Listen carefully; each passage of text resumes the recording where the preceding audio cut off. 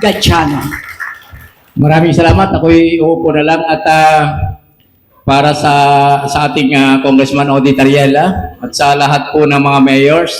Umpisa ko sa dulo kay Mayor Dante Esteban ng Kalintaan, Mayor Michael Diaz ng Paluan, Mayor Lynn Tria ng Mamburao, ang ating LMP President, Mayor po ng Rizal, Mayor Sani Pablo, Mayor Bong Marquez ng Sablayan, at siyempre ang host natin dito sa San Jose, ang pinakabata nating mayor, pinakabata yan, Mayor Ray Ladaga ng San Jose, kay Ate Junjun, kay Mayor Junjun Tria ng Magsaysay, at kay Mayor Eri Torrelisa ng Santa Cruz, sa lahat po ng members ng media. Una ay magandang tingnan na ang taong 2025, unang buwan, Enero, ay tayo nagsama-sama at nananawagan ng kapayapaan at pagkakaisa. Alam naman po natin, hindi lingid sa atin na yung nakaraang taon ay maraming napapanood tayo at napapakinggan sa TV, sa news, na hindi maganda dahil sa nagkakairingan ng mga opisyal, di ba, ng ating bansa, na nagiging negative tayo sa international lantas. Kaya ito ay isang panawagan dahil sa ang ating presidente, si Bongbong Marcos, ating President Bongbong Marcos, ay nanawagan na rin na itigil ang impeachment. Kasi yung impeachment ay pagkakahati-hati ng ating mga mamamayan. Di ba? At hindi nagkakaroon ng pagkakaisa at kapayapaan. At itong Lunes nga ay magkakaroon ng isang rally for peace, ang Iglesia ni Cristo. At itong gawain namin ito, lahat ng mga mayors, nila congressman, kami ay buong suporta na nakikiisa sa panawagan ng pagkakaisa at kapayapaan ng Iglesia ni Cristo.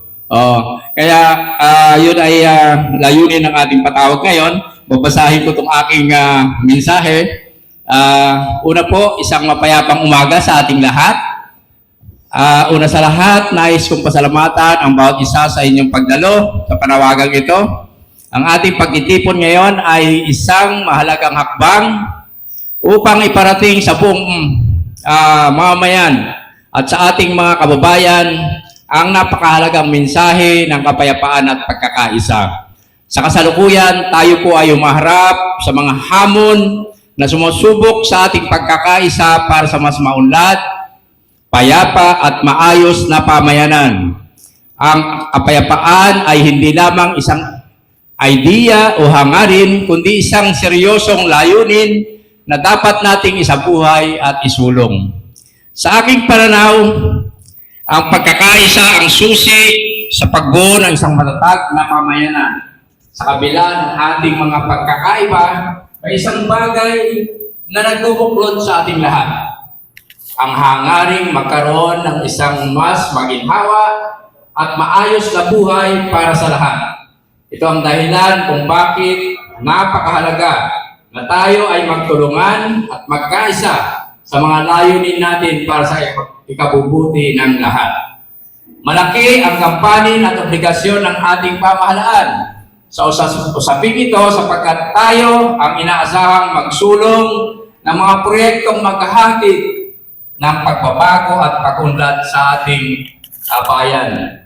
Ang mga leader ng pamahalaan ay may tungkuling hindi lamang magpatupad ng mga batas at polisiya, kundi mas magsama-sama sa isang kolektibong layunin ng pagsumpo sa mga pangunahing suliranin ng panlipunan na nagpapahirap sa mga mamamayan, tulad ng patuloy na pagtaas ng inflation rate, kawalan ng trabaho, kahandaan sa mga kalamidad, kahirapan, kalusugan, edukasyon, usapin sa agrikultura, kuryente, at higit sa lahat ay ang seguridad at kapayapaan sa ating bansa. Sa usaping pagkapayapaan at pagkakaisa, may panawagan ang ating ginagalang at mahal na Pangulong Ferdinand Marcos Jr. na itigil na ang proseso ng impeachment laban sa ating presidente. Ang patuloy na pag-usad ng prosesong ito ay nagdudulot lamang ng magkakaibang pananaw at hindi pagkakaunawaan ng ating mga kababayan at mga lingkod bayan. Dahil dito, nagkaroon ng hindi magandang imahe ang ating bansa sa international landas. Isa pa, sa mga malubhang epekto ng suliranin ito ay ang kawalan ng o pagbawas ng interes ng mga mamumuhunan o investors para sa ating bansa, pati na rin dito sa ating lalawigan, na mas lalong nagpapabagal at nagpapahirap sa proseso ng pag-unlad ng ating lalawigan at bansa. Bilang karagdagan, bukod sa panawagan ito, ang ating Pangulo, malaking bahagi ng pamayanan nagsimula ng kumilos at nagpahayag ng kanilang saloobin patungkol dito. Isa na po rito ang kapatiran ng Iglesia ni Cristo at iba pang sekta na atin pong lubos namang sinusuportahan para sa pagkakaisa ng mga lingkod bayan at mamamayan para sa kapayapaan at pagkakaisa. Mahalaga po na ang bawat leader mula sa pinakamataas na antas ng ating pamahalaan hanggang sa mga lokal na leader ay nagkakasundong magserbisyo para sa kapakanan ng lahat. Ang pagkakaroon ng sama-samang pamumuno ay susi sa pagtamo ng isang pamayanan na hindi lamang matatag kundi puno ng pag-asa at pagkakaisa.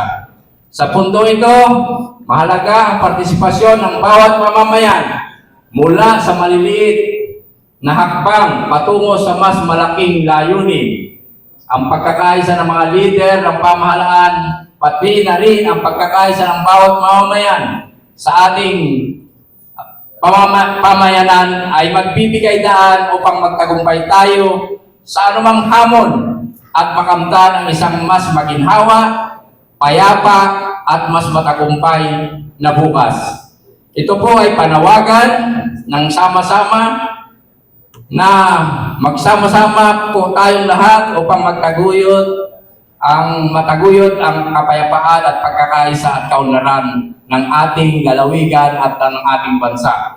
Sa pamamagitan ng pagtutulungan, pagpapakita ng malasakit at paggalang sa bawat isa, makakamit natin ang isang maunlad at maayos na bayan at bansa para sa ating lahat. Maraming salamat po at naway magpatuloy ang ating pagkakaisa at pagtutulungan para sa isang mapayapa at maunlad na bayan at bansa. Magandang umaga po sa ating lahat.